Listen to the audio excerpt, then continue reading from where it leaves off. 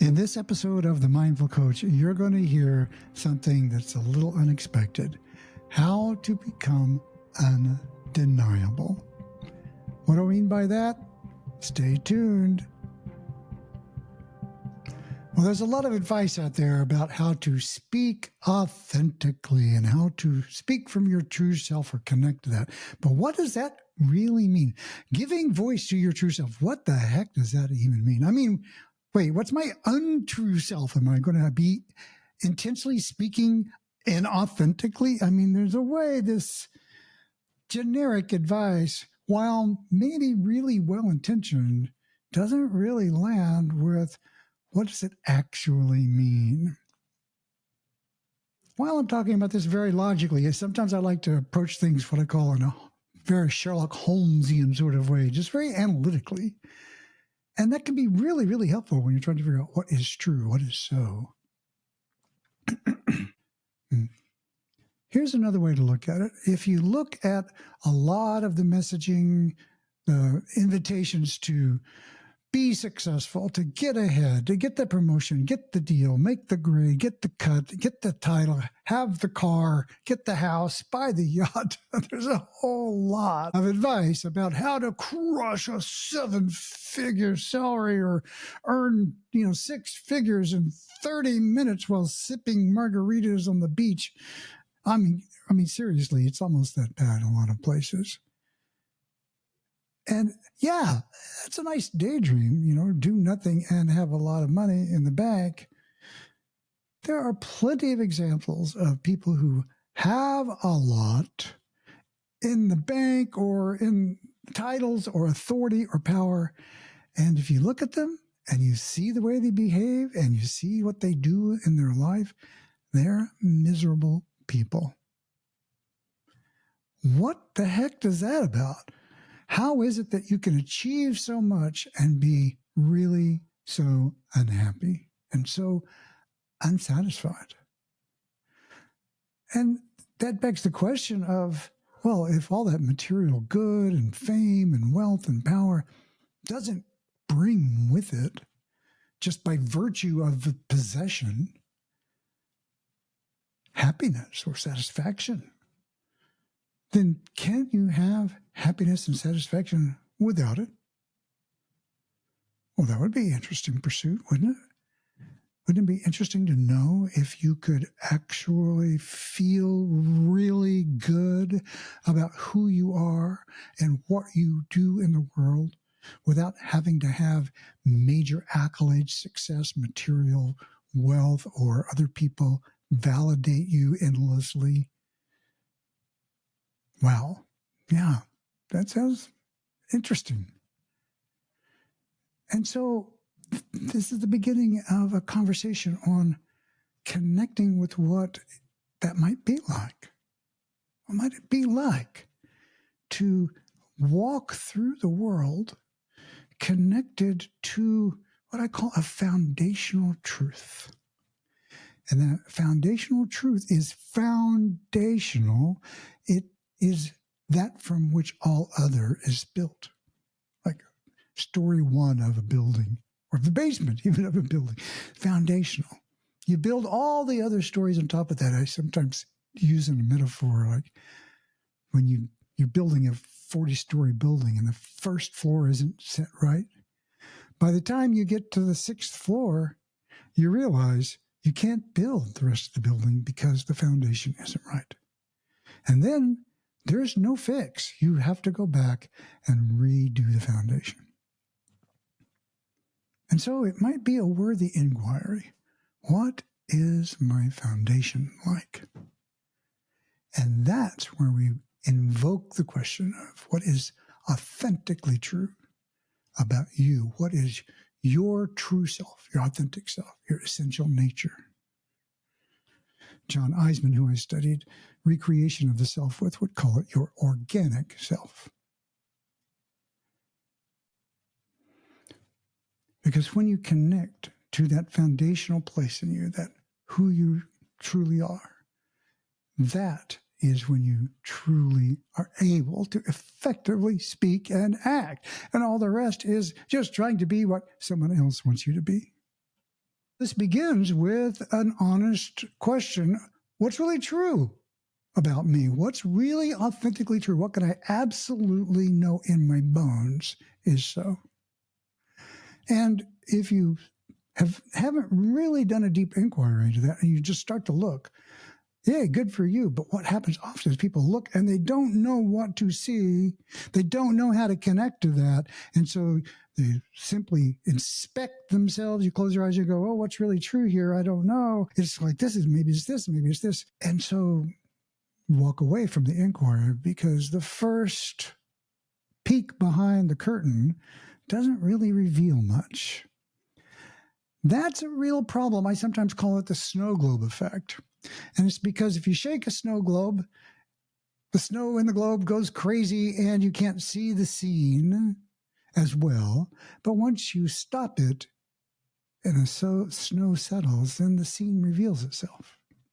Well, our brains are like this. Our brains are like energy. Energy is in the system. It's too much energy so often in the world. So many messages a day, 10,000 people trying to grab your attention, trying to convince you of something. Plus the way too complicated lives we have that's trying to figure out how to get from point A to point B and make a certain meeting. And the technology we use is insanely complicated.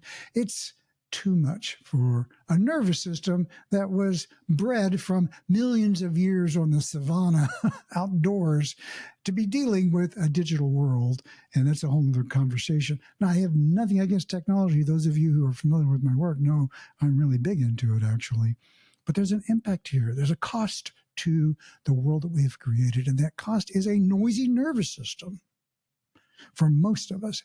And when you look inside and you see static, you see the snow flurry, and you go, I can't make out anything here. And so you stop. That's the impulse.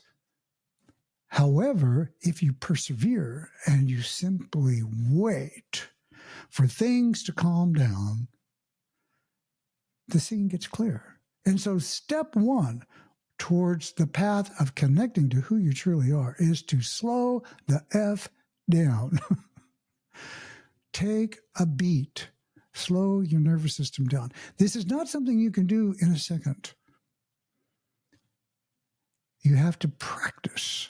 You have to take time to do nothing but connect to the real world of our natural world, or contemplate or focus in some way where you're not putting stuff into your system. By taking time, I don't mean walking down the street listening to a new podcast, even if it's this one.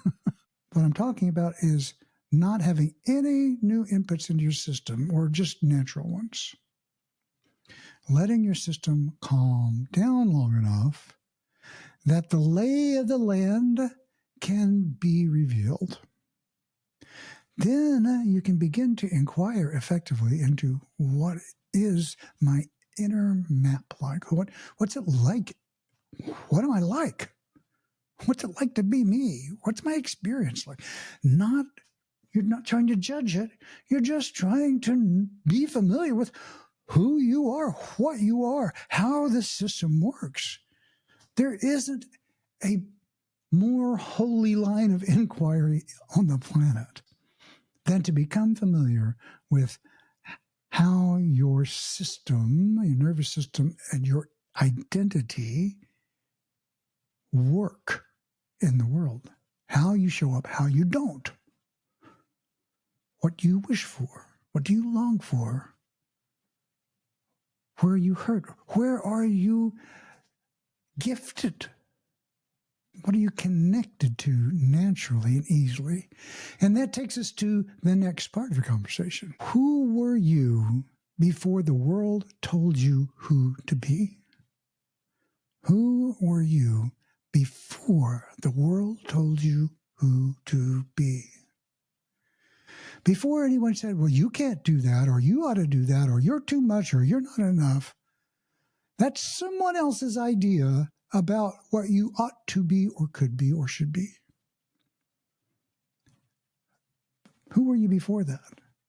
And so one of the best ways I go about that is thinking back to who I was as a toddler. Because when you're a toddler, you're kind of raw, you're kind of like, you're unhappy, you're unhappy, you're excited, you're excited. It's like everything is unfiltered and in many ways not yet conditioned with the layovers of family and culture so severely as they are later on in life. What were the kinds of things that you did naturally, easily, and were interested in without anybody having to invite you to engage in? I don't know what the answer is for you, but there's something there. And I know for me, if I look back at my life, it's like I love to explore. I have always loved to just wander the land. I want to know what the next over the hill looks like. What's around the corner? What's this about? What's that about? I have a natural curiosity about my world. In fact, I'm kind of lucky to be here because when I was very young, I remember my mother telling me this story. We were at some relative's house in a small town in Oklahoma where I grew up. And one day there was a family gathering and they were looking around. Uh-oh, where's Brett? Oh, he's off again. Scouting around. Well, they really couldn't find me. I mean, they looked really hard. Pretty soon, the police are involved. The whole town is involved. Everybody is looking for where little Brett went. And one of them thought, well, let's go check the train station. There's a small train station. And sure enough, they found me on a train that was getting ready to pull out in a boxcar on a freight train.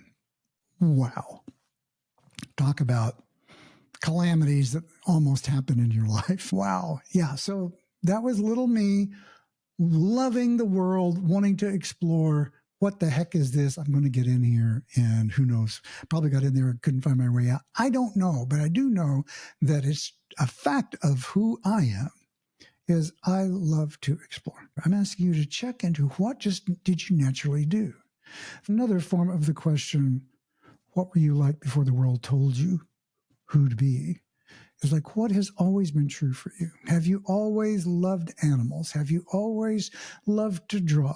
Have you always been physical? Have you always loved to scream and yell at the top of your lungs? Have you always been quiet and loved to read books? Have you always been introspective and interested in small things?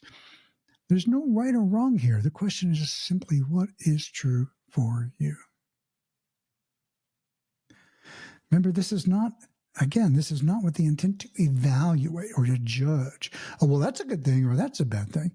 But to name these qualities so that you can know more about who you are authentically. And now we come full circle. Who are you authentically? So what's the value of all this? Well, the value of all this is that you know yourself.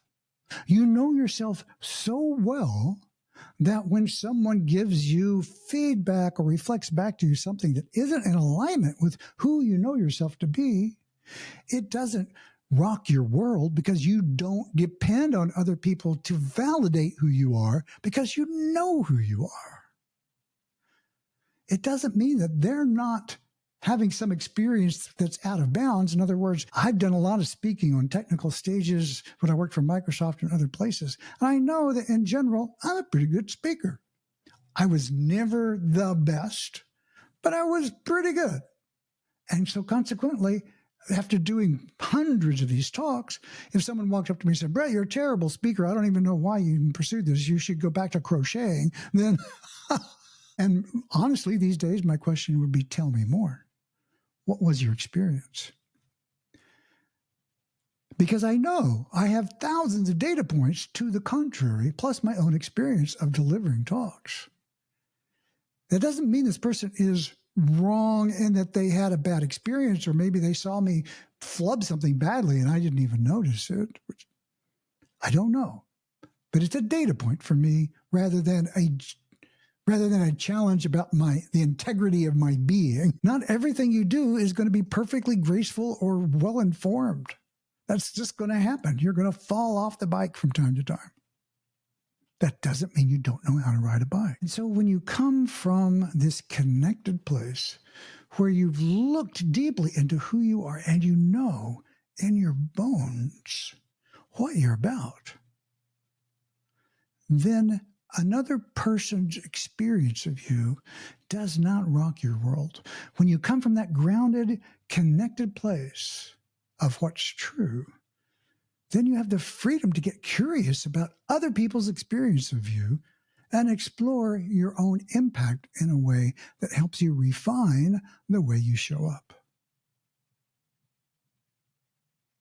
There is a lot to say about this and why it matters, because it goes to the heart of why so many people are unhappy in the world. They feel disconnected. They feel like all their conversations are shallow.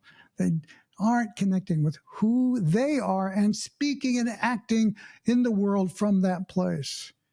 And this is because our identity gets wrapped up in someone else's idea of what we should do, whether it's the cultures or somebody you grew up with, some family layover. You must be this or else you're not honoring the family. Or if you're successful, you're going to win a certain award or have a certain achievement. And that becomes not just your definition of professional success, but your definition of self-worth.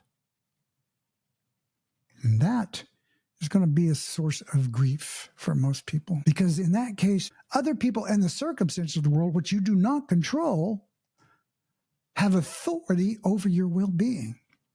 You may be doing great in a certain career. It gets bought by another company. They lay off 3/4 of the staff. You're unemployed suddenly through no fault of your own. Where's your self-worth if it's all wrapped up in your professional identity? Not your fault, but suddenly you're feeling like you, yourself, your own value in the world has become less somehow. But who you are isn't any less. You just change the status of your employment. As long as outcomes have control over your sense of well-being, you're giving away the one thing you truly have authority over, which is how you show up, who you are, and the way you walk through the world. Because the truth is, all these external things, they can be nice to have, but they will never bring you the satisfaction of knowing who you truly are.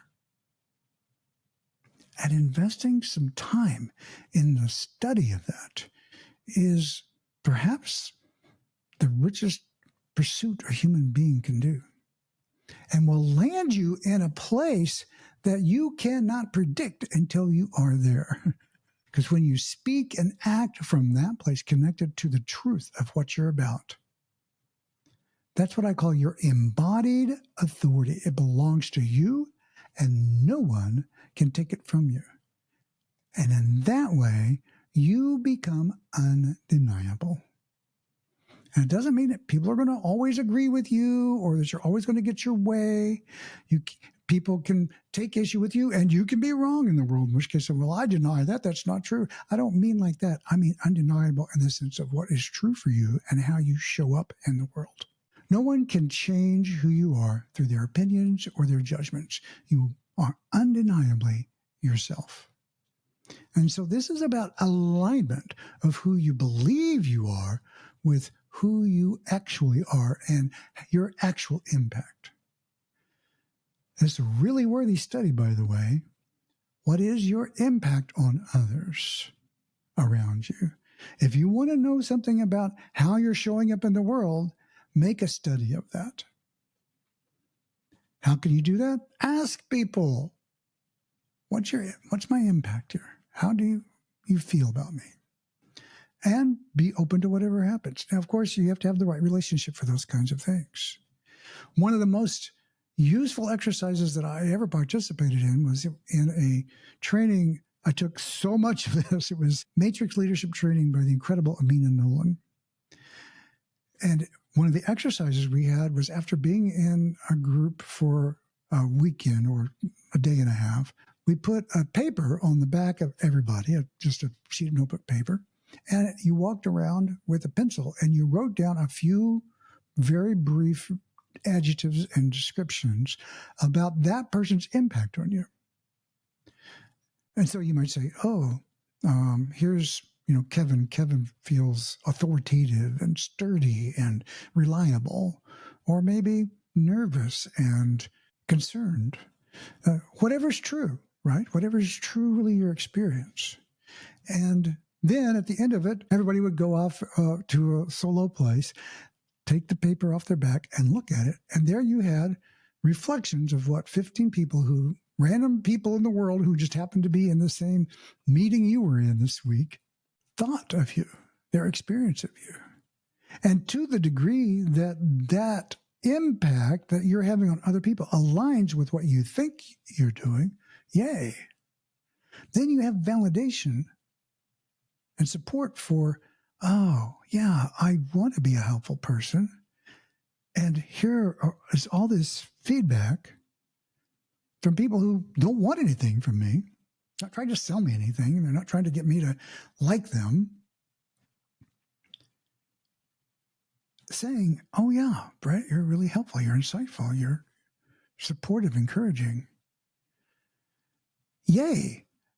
And if that feedback had been, well, you make me nervous, or I feel like you're withheld, or I feel like you're angry, then that's also useful information, because those things can be true too.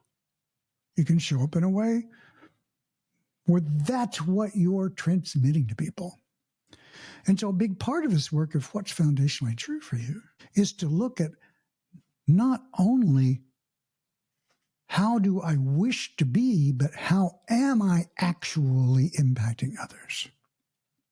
Because this is really great feedback for helping you know what's true for you. If you get feedback from other people, it's like, well, I feel like you're really nervous and anxious, but inside you don't feel like that's what you're communicating. That gap is your work. What words am I saying? How am I non-verbally communicating something that I do not mean to be communicating? And taking ownership of your impact is perhaps the most powerful leadership skill on the planet. So let's review. How do you learn what's true about you and to connect to your authentic self? First, slow down.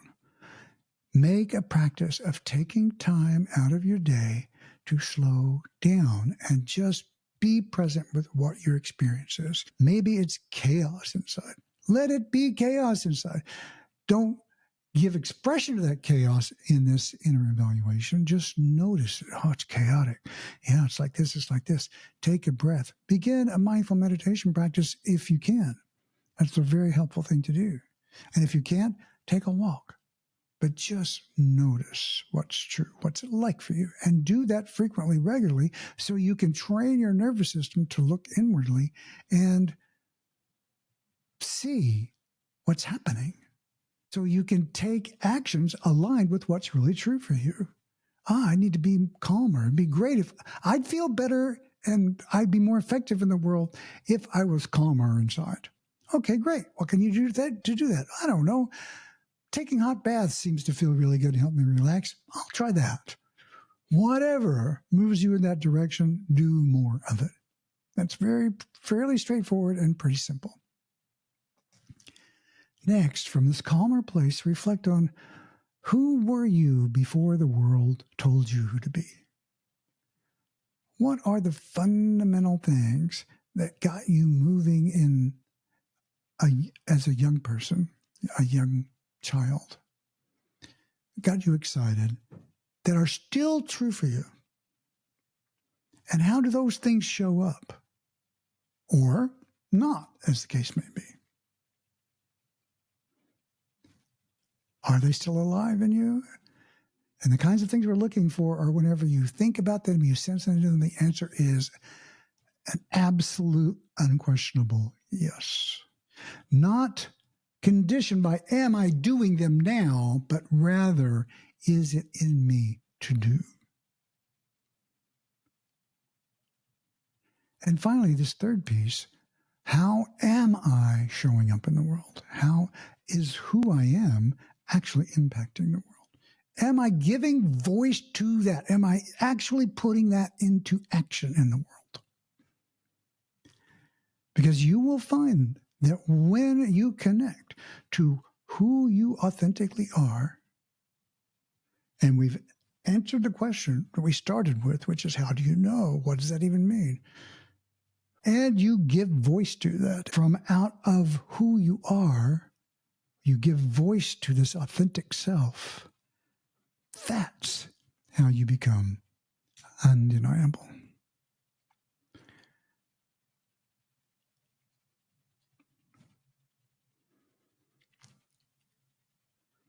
So this is Brett Hill, the Mindful Coach. If you like this, sign up for the Mindful Coach letters at themindfulcoach.com. You'll see a pop-up come up. And with that, I also have a communications assessment informed by an AI that I built out. If you're interested in getting some insights into how you can make some progress on communication issues that could be holding you back, check it out. It's absolutely free, and I hope you enjoy it. TheMindfulCoach.com. Until next time, stay present.